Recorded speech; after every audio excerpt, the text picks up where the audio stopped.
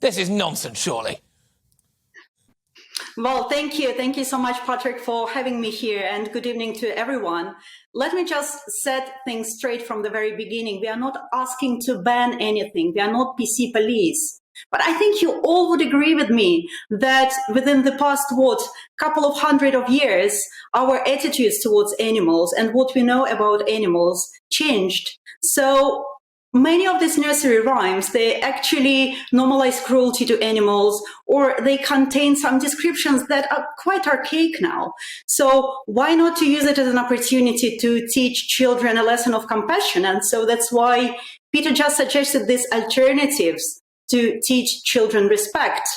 And if you've been around kids, like, you know how quickly they absorb everything we are saying.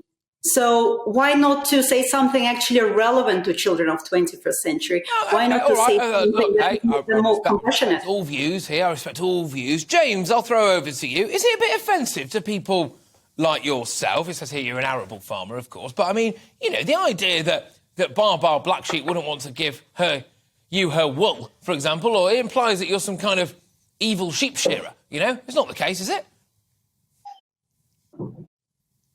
Is he there? Oh, I tell you what, he's gone into shock at the thought of being mugged off by PETA. So there we go. I'll go over to Laura.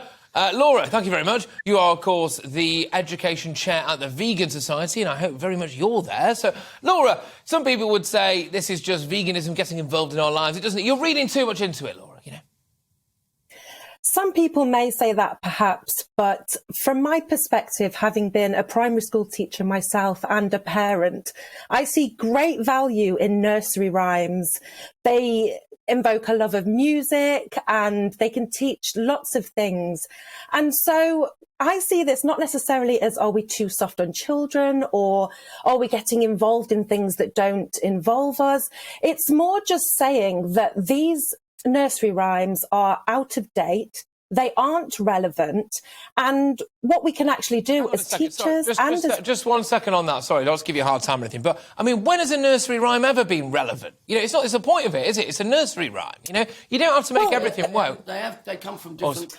Bobby Davro here, just chipping in. Hang on, give me 1 second. Right. So no, but seriously, they don't have to be relevant, do they? I mean, they're just nursery rhymes. If you think about the time when Three Blind Mice was developed, for example, if you had a rodent problem in your pantry in the medieval times, that would cause a serious issue. But now we have refrigeration and it's not a problem. So in that respect, yes, it was relevant then, but not relevant now.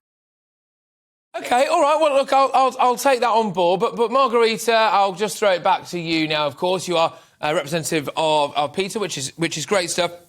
Look, you know, things like the piggies now going shopping instead of going to market. Pigs do go to market. We're being too soft on kids here. We're teaching the world's all sunshine and rainbows. It's not. Pigs get killed and eaten.